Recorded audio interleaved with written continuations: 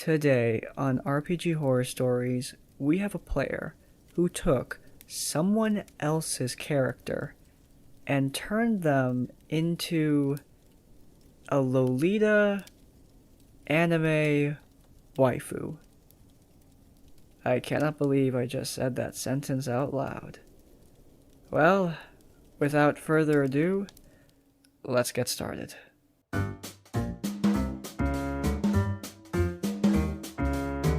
I love how this one is called Player Made Art of My Character that did not fit how I described them, which is a gross understatement. But anyway, hello everyone. I was debating with myself whether this fits here. It does. So do let me know if it's better fitted elsewhere. It isn't.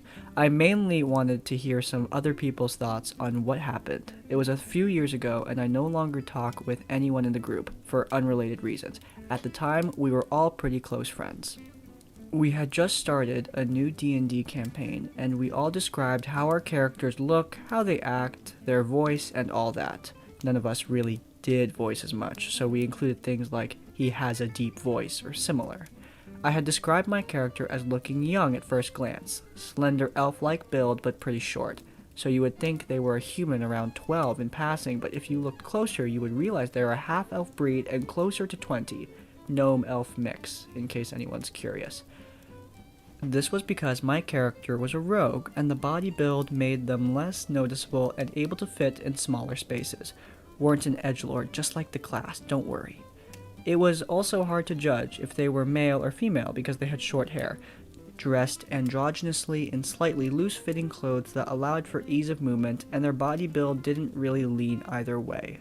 I had a very clear mental image of my character, but I'm not artistic, so it stayed at this description. Everyone at the table said they had a good mental image of what I had described, and we carried on with introduction of characters and then the campaign. A few sessions later, another player showed me a drawing they had made of my character right before a session, and it was so far from what I had pictured in my mind. This player always made art of their own character. It was always cool, and they had very different looks that fit what they described every time. It always lined up with what I imagined. The face they drew for my character looked like a clearly female Lolita anime character. The hair was a styled pixie cut when I had said it was messy and clearly cut by the character with a knife and no mirror. The clothes were very tight, so tight it looked uncomfortable to move in. It looked like women's clothes, and my character suddenly had decent-sized breasts. Honestly, I was shocked and uncomfortable. I did not like seeing my character described like that and got worried that everyone had that mental image. I had seen plenty of other drawings this player had made, both of characters and other things, so I knew it wasn't because of their drawing style. This player also had their character go from not knowing mine at all to acting very close over a short period. Wanting to do their hair for them, wanting them to look more feminine. My character was female, but in a kind of tomboy and or non-binary way, and being very protective of them.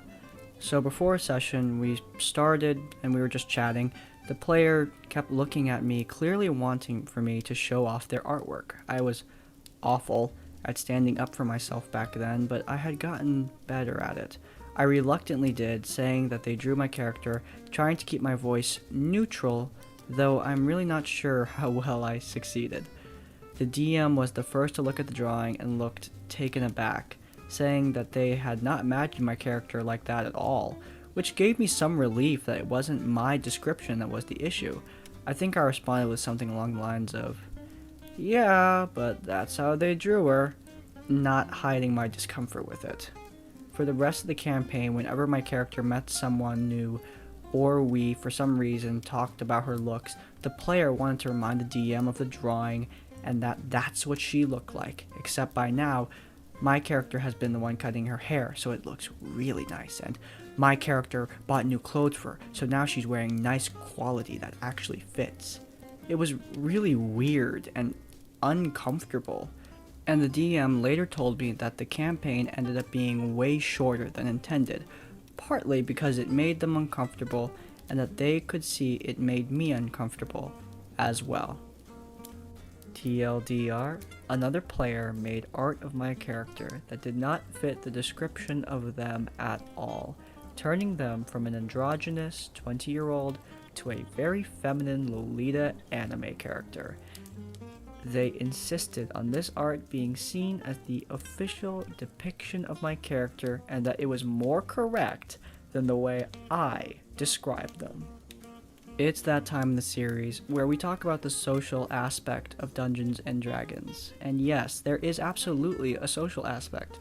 You're playing this game with a group of people, meaning that you, as the group of people, everyone, players and DM, everyone needs to make sure that the whole group is having fun and the whole group is comfortable.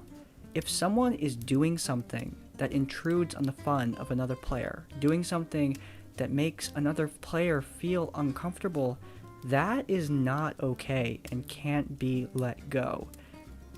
If something is happening in a game that makes you uncomfortable, it can be hard to bring it up.